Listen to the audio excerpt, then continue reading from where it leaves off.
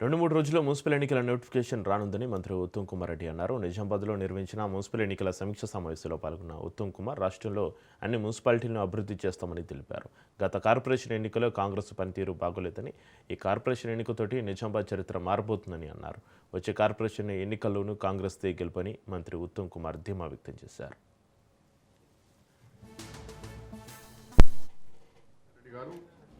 అడ్వైజర్గా అలాగే నగేశ్వర రెడ్డి గారు, మా తాయర్పి నమ్దాన్ గారు కూడా రోడ్స్ డ్రైనేజ్ ఇవన్నీ కూడా చేసుకునే గతంలో 10 సంవత్సరాలు ఏం జరగలేదు ఈ టౌన్లో. ఇక్కడ మంచి ఒక అంటే లంగ్ స్పేస్ కొరకు ఒక పార్కు, తర్వాత ఒక స్పోర్ట్స్ కాంప్లెక్స్ ఒకటి ప్రపోజల్ పంపించాడు, ఒకటి రింగ్ రోడ్ నిజామాబాద్. తర్వాత దీన్ని రాష్ట్రంలో మున్సిపల్ ఎలక్షన్స్ రానున్నాయి.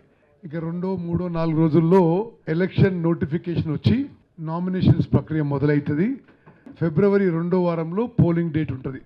రాష్ట్ర వ్యాప్తంగా అన్ని మున్సిపల్ కార్పొరేషన్స్, అన్ని మున్సిపాలిటీస్. తెలంగాణ రాష్ట్రంలో కొన్ని ముఖ్యమైన విషయాలు మన కాంగ్రెస్ ప్రభుత్వం గురించి నేను వివరించాల్సిన సందర్భం ఇది. నిజామాబాద్ మున్సిపల్ కార్పొరేషన్తో సహా రాష్ట్రంలో ఉన్న అన్ని మున్సిపల్ కార్పొరేషన్స్, అన్ని మున్సిపాలిటీస్కి మరి ఎక్కువ నిధులు కేటాయించి అర్బన్ ఏరియాస్ అన్నిటినీ ఒక నెక్స్ట్ లెవెల్ డెవలప్మెంట్ తీసుకుపోవడానికి మన కాంగ్రెస్ ప్రభుత్వం ముందుకు పోతుందని చెప్పి నేను మనవి చేస్తున్నా. నిజామాబాద్ అర్బన్లో, నిజామాబాద్ మున్సిపల్ కార్పొరేషన్లో కూడా నిరుపేదలందరికీ సన్నబియ్యం ఇచ్చేది కాంగ్రెస్ ప్రభుత్వం, కాంగ్రెస్ పార్టీ మన చేతి గుర్తనే విషయం ప్రతి ఒక్కరు గుర్తుపెట్టుకోవాలి. అర్హులైన వాళ్ళందరికీ కూడా 10 ఏళ్ల పాటు టీఆర్ఎస్ ప్రభుత్వంలో కొత్తగా రేషన్ కార్డు ఇవ్వలేదు. మన కాంగ్రెస్ ప్రభుత్వం వచ్చిన తర్వాత అర్హులైన వాళ్ళకి, మిగిలిపోయిన వాళ్ళందరికీ కూడా రేషన్ కార్డులు ఇచ్చినాం.